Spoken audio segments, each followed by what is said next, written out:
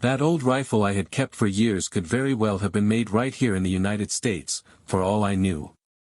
I had placed it in a sturdy tree overlooking the pool on the Jackson estate. I was wearing rubber gloves and holding a small telescope, about 70 meters away, close enough to see everything around the pool, where a few lounge chairs were scattered. My wife, Lauren, with her deep brown hair and striking appearance, worked for Ellison and had recently begun spending weekends at his house. This was the fourth weekend in a row that she hadn't even bothered to hide it. She told me directly, she planned to get involved with him whenever his wife Vanessa was away doing charity work. I didn't know whether Vanessa was aware of any of it, but there was no way the estate staff didn't know what was going on. Ellison and Lauren walked toward the pool, he in his swim trunks, she in a skimpy t-shirt that left little to the imagination that I'd seen them like this before, so I knew the routine. Over the past few weeks, I'd taken the time to observe and learn every detail about that estate. But today, I had finally made up my mind about what needed to be done. Lauren and Ellison looked like a picture-perfect couple, I'll admit. He had that chiseled magazine model look, and the kind of physique that probably made every woman around him swoon, and yes, maybe I could see the appeal. But that didn't mean I accepted it. From the moment Lauren first mentioned her plans, I was against it, and she knew it. 16 years of marriage and 2 teenage daughters, and she decided to throw it all away for this guy.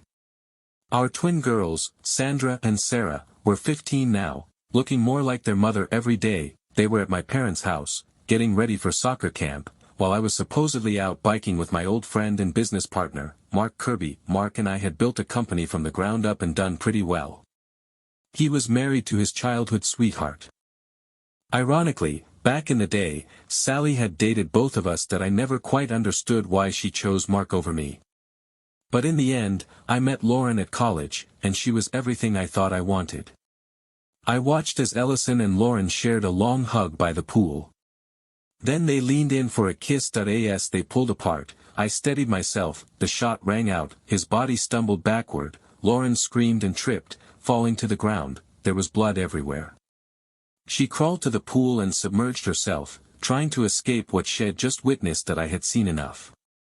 I carefully climbed down from the tree, went up the hill, and tossed the rifle into some nearby bushes. That I removed the gloves and the cover, stuffed them into a plastic bag, and tucked it into my belt. That I ran to my bike, took a quick look around to make sure no one saw me, then pedaled 3 miles to meet up with Mark. As I joined him on the trail, we biked another 6 miles together, eventually stopping at his house, where I discreetly got rid of the plastic bag in a nearby trash bin. The rifle didn't worry me. I had kept it clean. No DNA. It wasn't even the only one I had. A dying acquaintance had left me 2 rifles and a couple of old pistols years ago, but this one, I never stored it with the others in the safe. It had been hidden in the garage, ready for a day like today. When Lauren first told me she was going to be seeing Ellison, my mind immediately went to that rifle. During the following week, I took her to our property under the pretense of target practice. She had no idea I was calibrating it, preparing it. After Mark and I finished our ride and returned to his house, his wife Sally greeted us with cold beers. "How was the ride, guys?" she asked. Mark replied, "Great. Quiet trail. Good workout." We settled by the pool after showering. Sally, who never avoided tough questions, asked, "So, Louis, how long are you going to put up with Lauren's weekends?" Sally knew the situation. I had confided in both of them. While she had advised me to throw Lauren out immediately, Mark had suggested waiting, if only to protect the business and the girls. But I had already made my decision that I hated guys who messed around with other men's wives, especially mine. With a shrug, I said, "I don't know, Sally. But I'd like to keep this family together."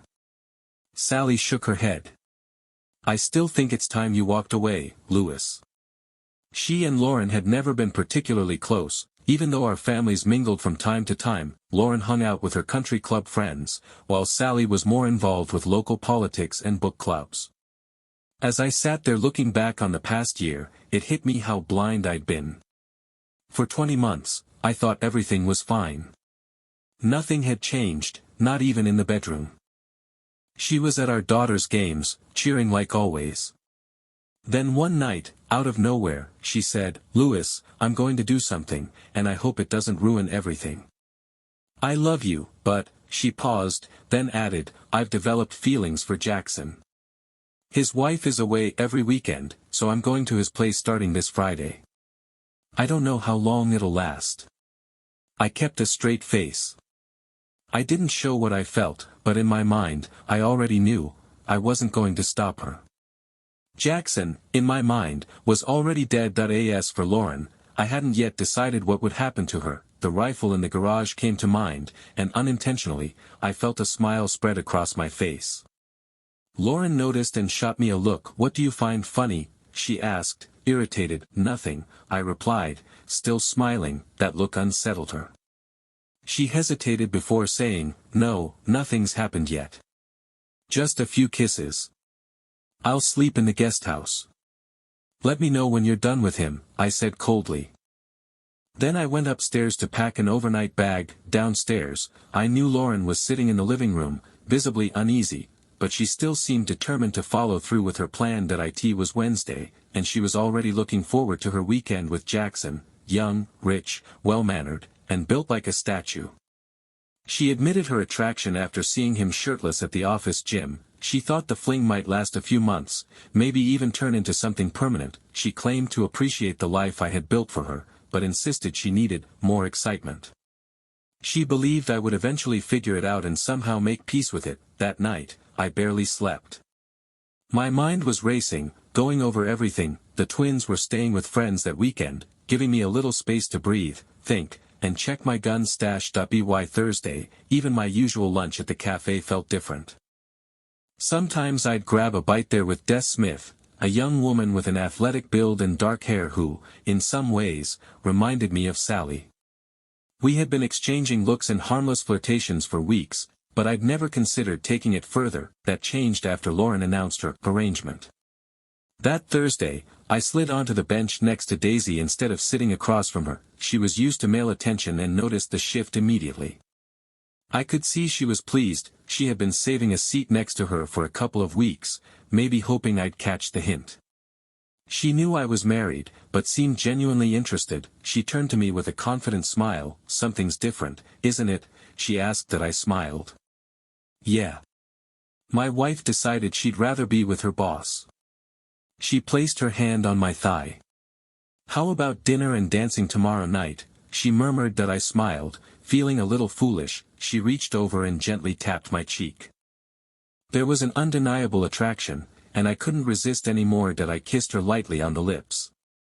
We exchanged numbers before I returned to work, feeling like a teenager with a new crush. I knew a few coworkers had noticed the change in my mood. They were probably wondering what had gotten into me. When I got home that night, Lauren greeted me with a surprising gesture. "I made lasagna and salad," she said, trying some kind of peace offering. She probably expected me to be devastated. But my response caught her off guard. "I'm hungry," I said, sounding much calmer than I felt. She looked confused, maybe even suspicious, as if she were wondering whether I had already moved on. After washing up, we sat down to eat. Finally, she spoke. "I'm going to his house tomorrow." I looked at her, keeping my expression steady. "It's not too late to back out, Lauren. I have a feeling you're going to regret this." She paused, sensing something different in my tone. For a fleeting moment, I saw the old Lauren, but she brushed it off. "I need this, Louis." I smiled, colder than usual. "I don't think we're talking about the same kind of need, Lauren." She gathered our dishes, then made one last attempt. "Will you come to bed with me tonight?" she asked. "I'll see you when you're done with the rich guy." "By then, things will be clearer," I replied dryly. She looked disappointed. I think she had imagined one last warm night together to mark the end of this phase in our marriage, but I couldn't play along. As I headed toward the guest house, I left her sitting there at the table. She was probably beginning to realize what she was risking. I doubted she would ever see me the same way again, but she had already chosen her path. I wasn't going to interfere. By Friday night, she had packed her things before work, slipping a new, tight nightgown into her bag. When she arrived at the office, Jackson was waiting for her, pulling her close the moment the office door shut. They planned to leave separately to avoid suspicion, but by 6 p.m., she was already on her way to his house. He welcomed her with open arms, and she eagerly followed him into the master bedroom. He struggled to lift her, a not-so-subtle reminder that he wasn't as strong as I was. After an intimate moment that she found intense but short-lived, Lauren seemed convinced there was something deeper between them. They went downstairs for dinner, where Jackson had prepared a feast. "Did you enjoy yourself?" he asked, clearly pleased. "Very much," she replied. That he smiled with satisfaction. Playfully, she began humming "Sittin' on the Dock of the Bay." Even though it brought a twinge of guilt, she and I used to sing that song together. She didn't stop. Later, they relaxed in the bedroom watching a romantic movie. Jackson was eager to take things further, but she insisted on finishing the film first. They shared another round of intimacy, though it was less passionate than before. Meanwhile, I picked up Daisy from her apartment in my classic MGB convertible, one of my few indulgences. She looked stunning in a deep red dress with a plunging neckline, and I was equally impressed. We had a fine dinner at the Marriott International Hotel, then went dancing nearby. Always light on her feet, she moved with a sensual grace that caught me off guard. She reminded me of Sally, only younger and even more elegant on the dance floor. That we danced until a sudden, shared impulse made us crave somewhere more private. Daisy slipped into the passenger seat of my car, giving me a look that said it all. "Take me to your place," she whispered. That I managed to stay composed as I drove us there. 15 minutes later, I opened the door and let her in. The moment we were inside, it was as if we couldn't hold back. We became lost in each other's presence right there in the living room, swept up in a kind of intensity one hadn't felt in years. Sunlight streamed in as we woke together the next morning. We showered side by side, and I went to the kitchen to make breakfast. Daisy watched me, a look of love and cautious hope in her eyes, as I served eggs and toast. Finally, she spoke. "Louis, I have to say it. I'm in love with you." I was surprised, but the words didn't sound empty. "I think I feel the same," I replied. That it was almost unbelievable how quickly things had changed. After breakfast, Daisy looked at me and smiled. "So, what's next?" I just smiled. "I think I have an idea," I said, pulling her close again. Meanwhile, Lauren's weekend continued as planned, and from what I could tell, she was enjoying herself. I was too wrapped up in my time with Daisy to think much about it. By Sunday afternoon, she and Jackson had already agreed to meet again the following weekend. As for me and Daisy, we were already talking about our next date, set for Friday, and we planned to have lunch together every day that week. I dropped her off at her apartment, amazed at how a young attorney like her had landed such a beautiful place. Then I headed home, only to find Lauren walking in moments after I arrived. That we looked at each other, and I couldn't help but smile. She noticed immediately. "So, how was your weekend?" she asked. "How's Rich?" I replied, unable to resist a smirk. If she had been honest, she might have admitted that Jackson was exciting, but not exactly satisfying. Instead, she said, "It was great. I'll be back next weekend. The girls won't be home until Sunday night." I could see her plans starting to unravel. She was uneasy. I guessed she was realizing the girls would soon notice the cracks forming in our family. Throughout the week, I met Daisy for lunch every day. We made plans for a concert on Friday night, followed by a weekend at her place. Back at home, Lauren and I communicated mechanically, almost like business partners. At work, she and Jackson kept things discreet. At home, she seemed to hope I would soften and give her a chance. Each night, I went to the guest house, leaving her with her thoughts. Most nights, I walked the backyard, mapping out Jackson's estate on Google Maps and using the night vision goggles I had purchased. I even bought a long-range sound amplifier, paid in cash, of course. When the weekend came, I had a fantastic time with Daisy. She had to leave for a Sunday lunch with her family, so we spent a quiet morning together before she left, then I made a trip to Jackson's estate to gather more information. I had seen Jackson and Lauren by the pool numerous times. The directional microphone I had set up worked well, although most of their conversations were dull. By the third week, the twins were back home, and it was obvious to them that something was off. At dinner that Tuesday, Sandra finally spoke. "Mom, Dad, what's going on?" Lauren tried to brush it off by saying, "We're dealing with some problems, but don't worry." The girls turned to me, and I decided to be honest. "The truth is, your mother decided to get involved with her boss, so I moved into the guest house. What happens next is still uncertain." Lauren was furious, but there was nothing she could say to deny it. "I just felt like I needed," she began, but Sarah cut her off. "A new man, huh? That's what it looks like. How could you, Mom?" Lauren stood up and ran upstairs. Sandra looked at me. "Are you getting a divorce, Dad?" I sighed. "I don't know yet. But can you keep this between us for now?" They both nodded. "I also have someone new in my life. You'll meet her this weekend, when your mom goes to see her boyfriend." The girls were sharp. "So you found someone you really like, huh?" Sandra said. "Maybe," I replied.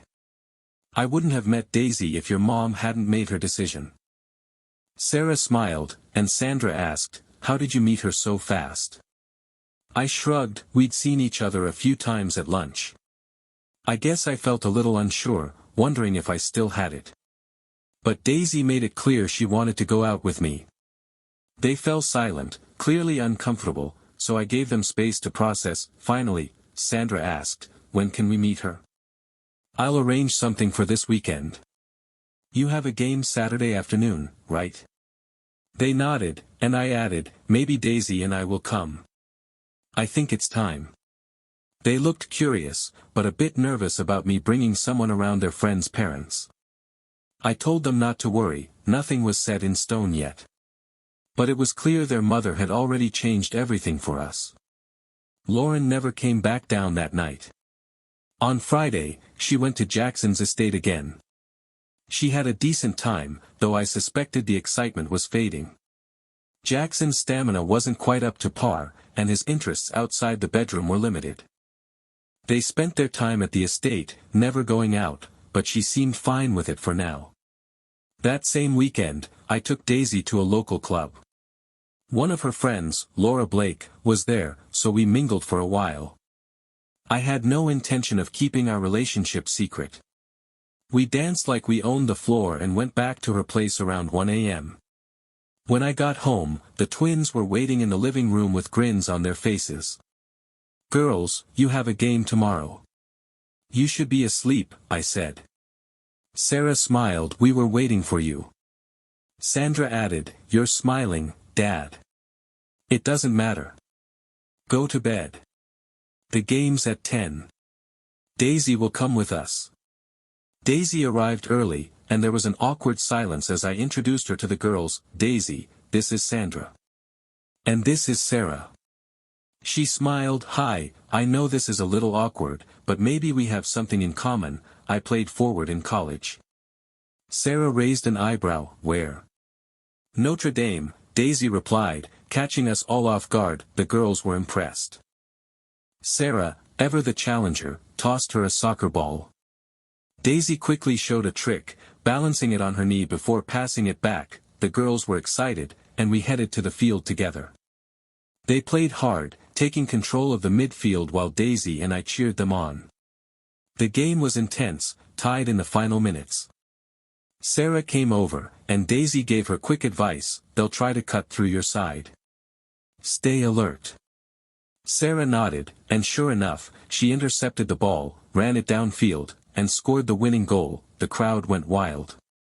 After the game, several parents came over to ask about Daisy. One parent, John Young, even asked if she was coaching the girls. "No," I said. "Just a friend, with a lot of experience." The girls' coach, Nina Holmes, recognized her and confirmed that she had played for Notre Dame. On the way home, Sandra couldn't resist a comment. "Dad, you know everyone's going to be talking, right?" Let them, I said with a smile. We stopped for pizza, then Daisy and I went to her place for a while before heading back with Chinese food for dinner. After eating, Daisy and I headed toward the guest house when Sarah yelled out, "Keep the volume down, okay?" Daisy laughed. "I'll do better," she promised. Once we left, I overheard the girls talking. They were coming to terms with the changes, realizing our family life would never be the same. Sandra whispered, "It's not Dad's fault, right? Mom's the one who left for some idiot. I hate what she did to us." Sarah sighed, "Me too. But maybe things with Daisy won't be so bad." The next morning, Daisy helped the twins with some soccer practice in the backyard before leaving to visit her parents. I sat down with the girls afterward to talk. "I want you to know I love you, and I also love your dad." Sarah locked eyes with her. "That's what you say, but your actions say otherwise." Lauren tried to explain, but Sandra cut her off. "Oh no. We're pretty sure about this." After a tense silence, Lauren awkwardly offered to make dinner, but the mood remained strained. During dinner, she asked about the soccer game, and the girls told her about Sarah's winning goal. That I cleared the table and went back to the guest house. Lauren followed and said, "You can't stay out here tonight. You know I didn't plan for things to end like this." "I think it's clear our marriage is over," I replied. "Stay with Jackson as long as you like, but just remember, he's all you've got now." Lauren was stunned by my bluntness. She gave a quiet sob and ran upstairs. By morning, she seemed to have decided to pretend nothing had happened. We both had work to do, and the girls were getting ready for their trip to my parents' place before heading off to camp. I had lunch with Daisy, updating her on what had happened after she left. Then I went home to help the twins finish packing. Lauren's day took a sharp turn when her friend Joanne called. "Lauren, who was that young woman who came with you all to the soccer game?" Joanne asked casually. Lauren hesitated. "What young woman?" "Oh, you know," Joanne continued, "the one who used to play soccer. Pretty too," everyone noticed. "She was there, but where were you, by the way?" Lauren tried to stay calm, but her mind was racing. "Wait, Joanne, what exactly have you heard?" "Well," Joanne said, "Justin's cousin works for Mr. Edison, and apparently his weekend company. It's no secret. You know that guy's always entertaining someone when his wife's away." Lauren swallowed hard, realizing Joanne had put the pieces together. "It's not true," she insisted. "I didn't leave Louis." "It doesn't matter if it's true or not," Joanne replied. "All I know is, Louis brought a young, attractive woman to the game, and frankly, who could blame him?" Lauren was genuinely stunned. That night, we dropped the girls off at my parents' place for their trip. The ride home was quiet, but the moment we stepped inside, she turned on me, slapping me hard across the face. "You replaced me? You really think you can just swap me out like that?" she yelled. That I stepped back, resisting the urge to shout. "What did you expect, Lauren? You made your choice. How long did you think you could laugh in my face like this? You were probably seeing her the whole time, weren't you?" she accused. That I shook my head. "I only knew her from the cafe. We hadn't even kissed until you decided to run off with your boss. So yes, Lauren, screw you." She stormed off, and I headed back to the guest house. Later, I changed into dark clothes and slipped out the back door. I had a spot near Jackson's estate where I'd set up a sound amplifier. I climbed into the tree, installed the device, and waited. Soon, I saw Jackson and his wife on the patio, sharing wine under the lights. Their conversation reached my ears, and what I heard made my blood boil. Jackson laughed. "It won't last long. You've got your toy." Vanessa replied, "Only because you started it." "How many now, Jackson?" 4. 5. He shrugged. "I prefer married ones. It's fun watching them squirm, and I make sure their husbands know. They act tough at social events, but none of them ever do anything." She laughed, shaking her head. "One day, Jackson, you're going to mess with the wrong man." He just laughed again, clearly unfazed. "Yeah. What are they gonna do? They're too busy clinging to their families." Vanessa sighed, taking another sip of wine. You're something, Jackson. Good in bed, sure, but the biggest jerk on the planet. Their voices faded as they went inside, but his arrogance stayed with me. Until that night, I had questioned whether dealing with Jackson was worth the risk. But after hearing that, there was no more doubt. The next day, I stopped by Mark's office to talk things over. That week, Daisy and I spent time with the girls. It almost felt like a real family. We watched the Saturday soccer game, and Daisy gave them more pointers. That night, we had a wonderful time together. While we were lying in bed, she asked, "So, what happens next, Louis?" I laughed. "If you mean whether I'm still holding out for my wife." "No. I'm not a one-woman man." When that woman walked out, she laughed, relaxing in my arms. "It all just feels so fast. I mean, after being with someone for so long, Lauren made her choice," I said. "And I made mine. When she left with her boss, I ended it. Honestly, it's been a relief." The next morning, we went for a quick jog, then made breakfast. Daisy left early to help her mom with some elaborate cake project that I told the girls I'd be biking with Mark later and hugged them both tightly before I left. Earlier that week, I had hidden the rifle near a tree on Jackson's property, wrapped and ready. As I approached, I half expected someone to have taken it, but everything was just as I had left it. My mind kept replaying Jackson's arrogant words, and the sight of my own wife kissing that man. Enough was enough. After the ride, Mark and I sat down with beers, chatting, when Sally came out of the house looking pale. "It's in the news. Jackson Allison's been shot. He's dead." I stood up abruptly, keeping my expression neutral. "And Lauren?" I asked, my heart pounding. "They said a woman was with him, but she's unharmed," Sally replied. She pulled out her phone and checked the news, showing it to me. She didn't think much of it. My own phone was still in Mark's backpack. When he gave it to me, I pretended to call Lauren, but she didn't answer. "I'd better head home, in case someone calls," I said, grabbing my bike and riding back. When I walked in, the landline rang. "Is this Louis?" a voice asked. "Yes, it is. This is Detective William with the APD. There's been a shooting. Your wife was present, but she's unharmed. Can you come pick her up?" "Of course." "Where?" "Main precinct, 3rd floor. Just check in at reception." I threw casual clothes over my cycling gear, grabbed my wallet and keys, and drove to the station, wondering what I'd be walking into. I was taken to a small room where I met Detective William, a fit older man with gray hair, and his partner, Detective Karen McCormick, a tall brunette with sharp eyes and a tone like a scalpel.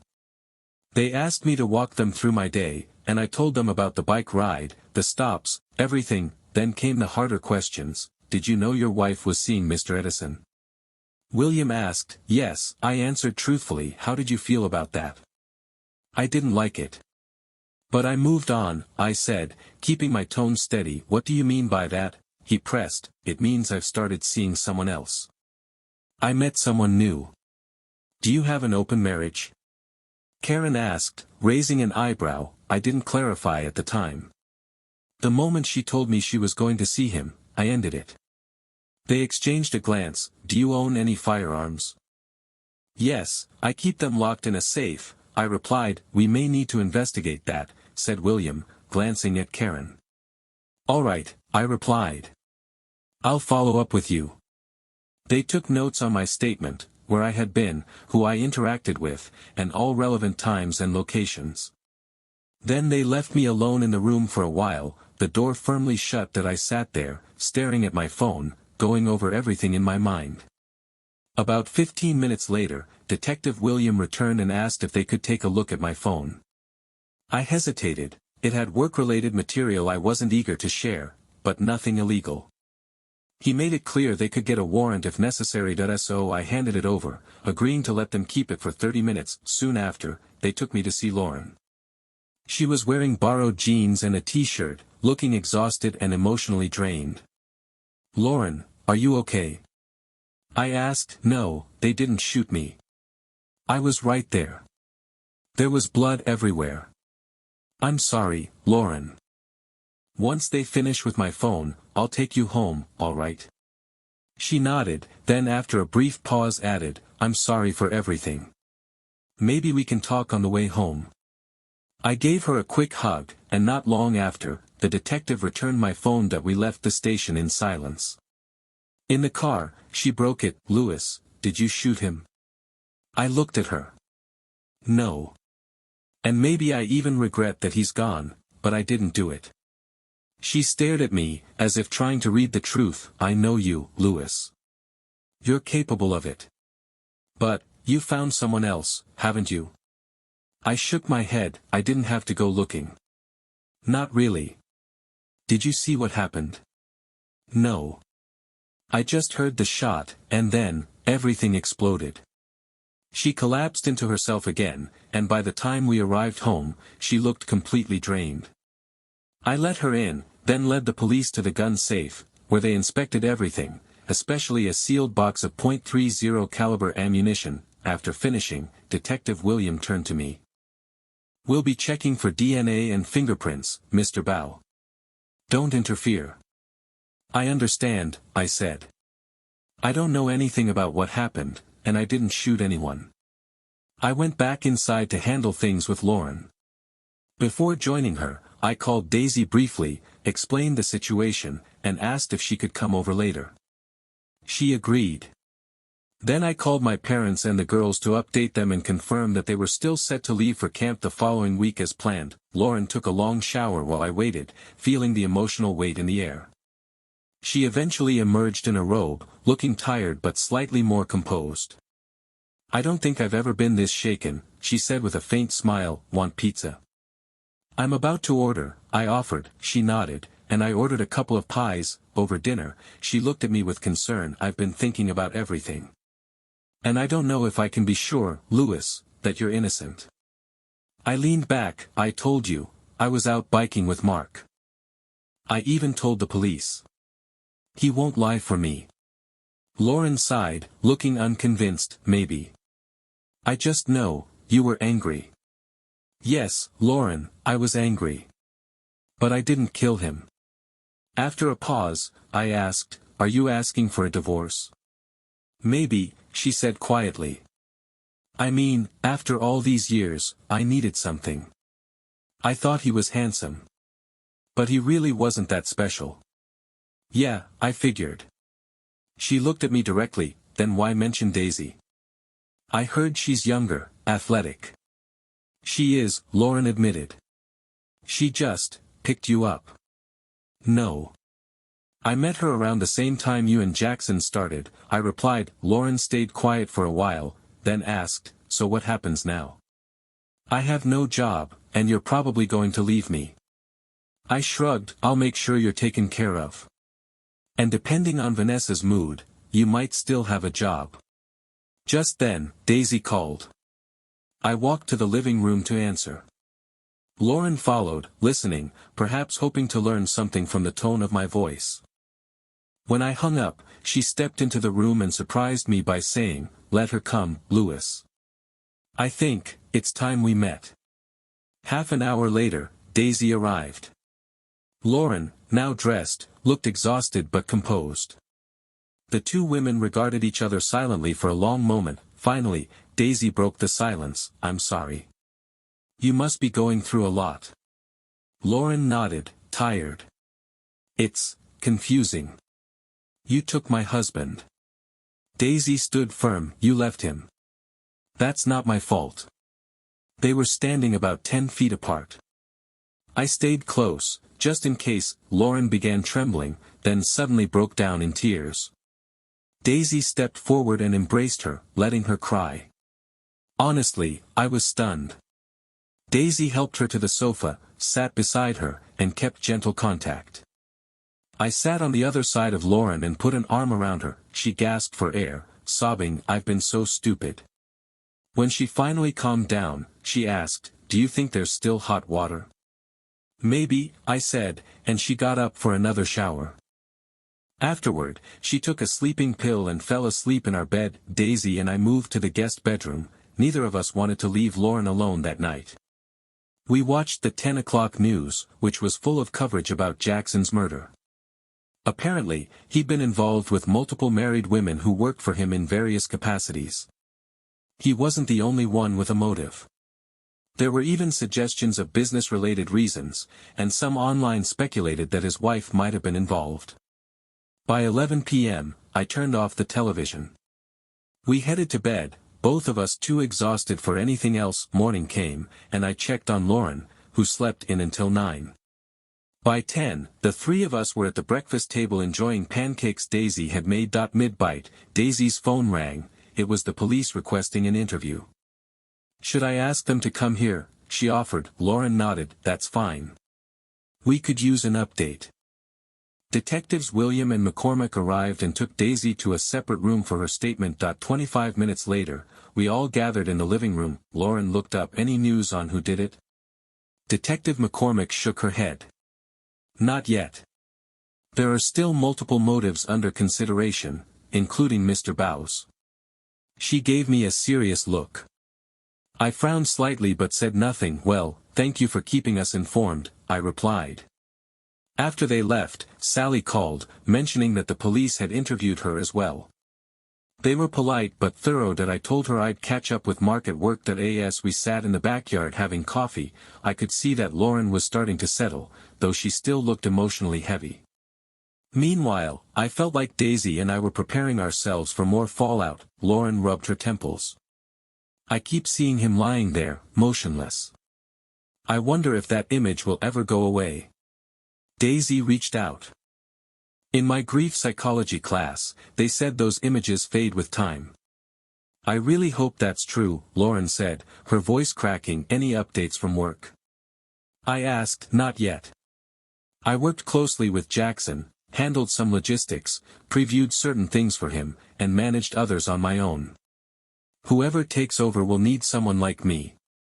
"Do you think it'll be Vanessa?" Daisy asked. "Probably," Lauren replied. "I witnessed his will.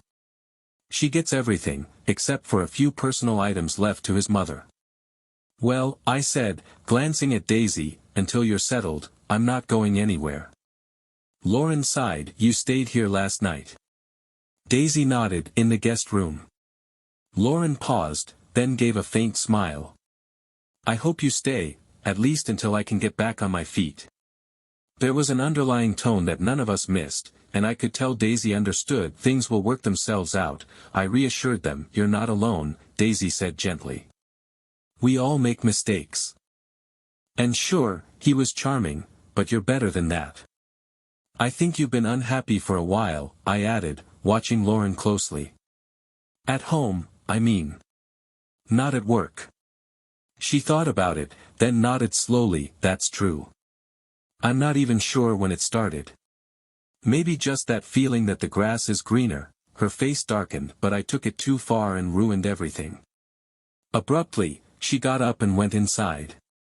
Soon, we heard pots and pans clanging. When I checked on her, I found her baking a chocolate cake, her go-to-comfort routine when things got hard. Daisy and I eventually joined her in the kitchen, chatting idly while she frosted the cake. We made sandwiches and snacked while we waited. The day passed quietly. We had burgers for dinner. Lauren chose a salad. All three of us kept busy, carefully avoiding any talk about the future. By 9 p.m., Lauren went to bed. She woke up twice during the night with nightmares, one severe enough that I went in to calm her. The next morning, Daisy went to work. I was debating going into the office myself, though part of me felt uneasy leaving Lauren alone. As I considered it, her phone rang. It was Vanessa. She put it on speaker. "Are you coming in today?" Vanessa asked bluntly. "I know things are difficult, but there's work to be done. I can't replace you overnight. For now, I need your help." Lauren looked at me and gave a slight nod. "I'll be there in an hour." "Come through the back entrance," Vanessa added before hanging up. "Avoid the reporters." When Lauren arrived at Vanessa's office, they shook hands, and Vanessa got straight to the point. "So, why exactly did you fall for Jackson?" Lauren blushed. "He looked good, but honestly, he didn't live up to it. At best, I'd say he had a habit of disappearing. Vanessa responded, "Well, let's get to work." They spent the day getting Vanessa up to speed on everything Jackson had been handling. Around 6 p.m., Vanessa looked up, "Can you stay for dinner? We still have a lot to go over." "Sure. Louis and his girlfriend are at home," Lauren replied, with a hint of resignation. Vanessa nodded, smiling slightly. "Yeah, I heard she's pretty. She's young, athletic, and my daughters seem to like her," Lauren admitted. "She and Louis really clicked the night I left."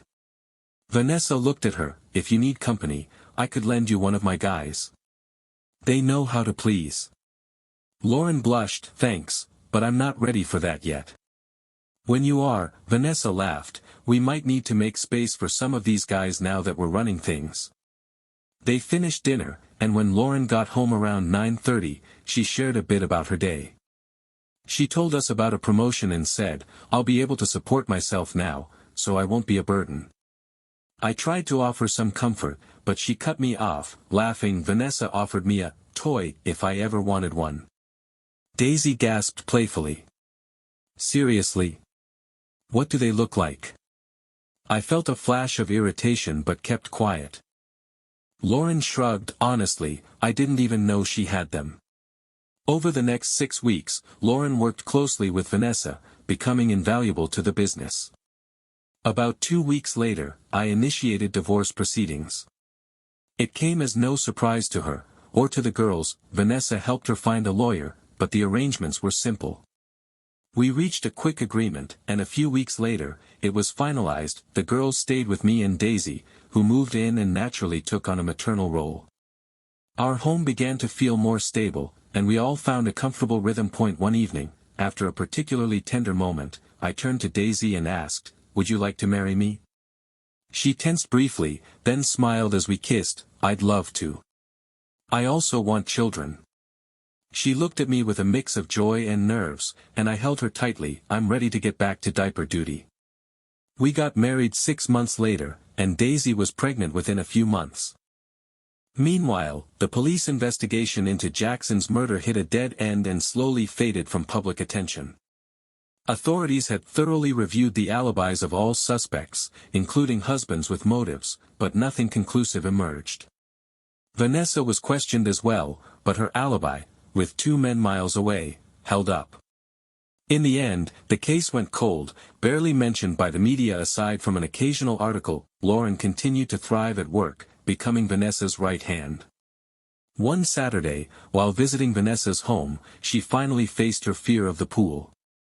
Vanessa took her to the edge where 2 handsome men, one black, one white, both fit, were waiting. "You haven't relaxed in years," Vanessa said, nudging her. "Pick one." After a moment, Lauren dropped her robe, introduced herself to one of the men, Damon, and let go. That day, she left her fear behind. Lauren's life changed dramatically, but she found a sense of fulfillment. Sundays became family days, sometimes with the girls, occasionally with me and Daisy too. When our son was born, she was genuinely happy for us, though I could still sense a hint of longing in her smile. Not long after, Daisy became pregnant with our daughter. Our family grew, and life returned to a new, peaceful normal. One evening, Sally and I were walking in the yard.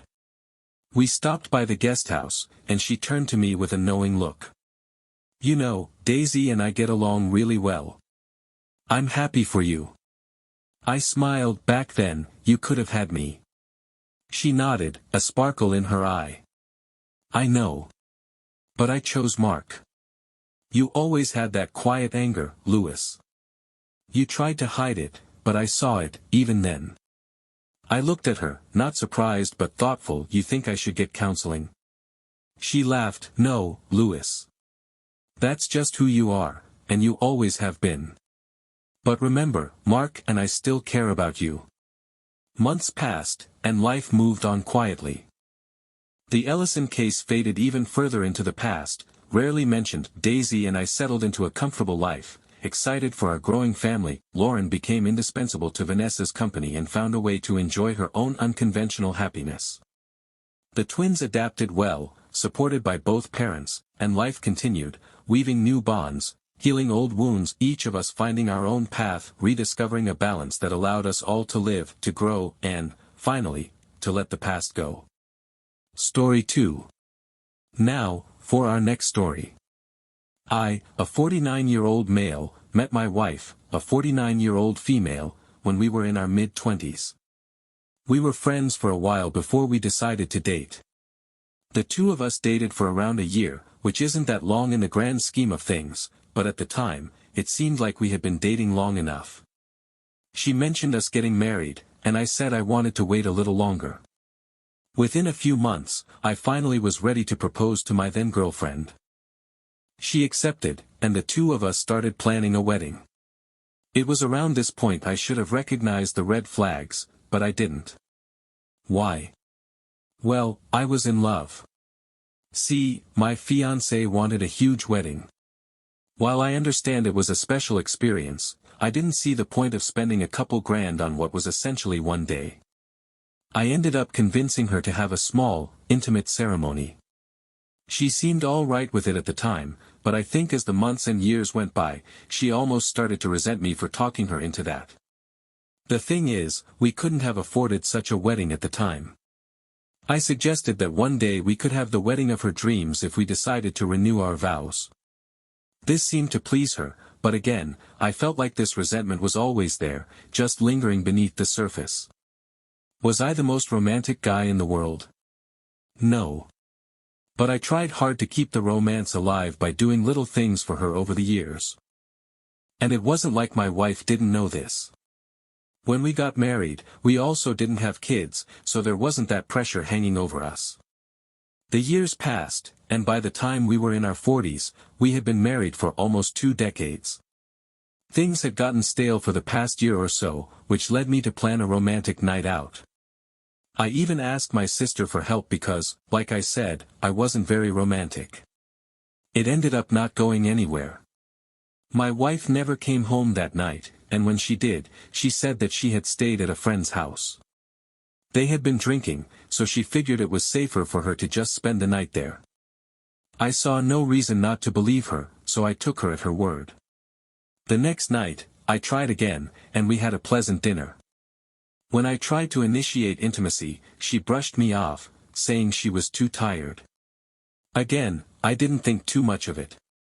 We both worked a lot, which was why we were finally able to afford the lifestyle we were currently living. This trend continued, and it got to the point where I had to ask myself if I was going to continue to believe her stupid lies. Which were lies? I reached out to her friends to see if she was there, but they covered for her. I shouldn't have been surprised. The only way I could think was to directly confront her about her lies and ask her if she was cheating. To my surprise, she admitted everything. The night I confronted her, I think I was in shock that she just straight up told me that she was cheating. Honestly, I don't know what I was expecting. I think I thought she might try to deny it and tell me that I was wrong, but she didn't do any of that. So I asked who it was and how long it had been going on. He was a family member of one of her friends she met one day. It was an instant attraction, and he was so romantic. There it was, the one thing that I could never manage to do. I did try, but my wife didn't think that I was trying hard enough. This guy was everything I wasn't and more. She claimed our marriage ended that night, and what began was the divorce process. It wasn't a bitter divorce, we agreed to split everything down the middle. The house would be sold, and we each take half. This seemed like the best option for us to get away from each other quickly. Once everything was final, I bought a condo with the money we split from the joint account. I still had a decent amount left over that I was going to keep for a nest egg. Eventually, the house sold, and I put that money away as well. You never knew when you were going to need it. My ex ended up doing the exact opposite. She took her money and bought an even bigger house than the one we lived in together. Then I heard that she was planning a wedding, a very huge wedding, I might add. It was the wedding she had always wanted. I was having flashbacks to the wedding we had all those years ago. My ex had resented me for all these years because we never had the wedding she truly wanted. As embarrassing as it is to admit, I did look at the pictures on Facebook afterward, and my God, it was a huge affair. Everything looked so expensive. I can just imagine how much money she spent on the whole thing, including the dress. At that point, I knew I had to take a step back and stop obsessing over this woman who was my ex. I focused on spending time with my friends and family, which helped. I assumed my ex was spending time with her new AP. Turns out, though, not everything was great. I learned that a year after they got married, they were in debt. My ex spent the divorce settlement on the expensive house and expensive wedding, making it so she had nothing left. Her job did bring in a decent amount of income. My ex was the only one making good money in that household because the AP was a bum. She dared to reach out to me to see if I could lend her some money. My ex played on our past relationship and the memories we made over 2 decades, but I wasn't buying it. I told her that it wasn't my problem that she spent all of her divorce settlement on pointless crap. I hung up on her and proceeded to receive at least 3 more calls from her that night, along with 3 very nasty voicemails. After I listened to them, I just laughed and played them to my friends to show how far she had fallen. They all found them as funny as I did. My ex truly had no shame or was just that desperate. I don't know if she ever truly believed that I would give her the money or not. Even if she had reached out to me a few months prior, I still wouldn't have given it to her. At no point was I ever that desperate. I blocked her number that night because I didn't want to hear another word from her. We were done. She cheated and wanted to go be with her AP, who was the new love of her life. If she had planned better, then my ex would have money, just like I still did. Most of my family and friends were happy to see her go. I wonder if they had ever liked her or just tried to get along with her for my sake. It didn't matter anymore, though, because my ex was a part of my past, and that was where she was going to stay. You made the right decision all those years ago not to have an expensive wedding. It's only one day out of your entire life. It's not to say that you can't make it special, but rent a wedding dress. Don't get a hugely expensive venue either. Make it a nice and small intimate affair. The one thing you'll give your ex is that she did own up to it right away. It doesn't change the fact that she never should have cheated on you in the first place, but at least she didn't continue to lie even when the evidence was right there. It's quite ironic that your ex was finally able to plan the wedding of her dreams, but it ended up being what was truly her downfall. She probably realizes now that it was a bad choice to waste all that money, not only on a huge house she probably didn't need but a huge wedding. To think she reached out to you for money means she must have been desperate. Good on you for shutting it down and leaving her to deal with the consequences. She made her bed of debt, and now she is going to have to lie in it with her bum of a husband.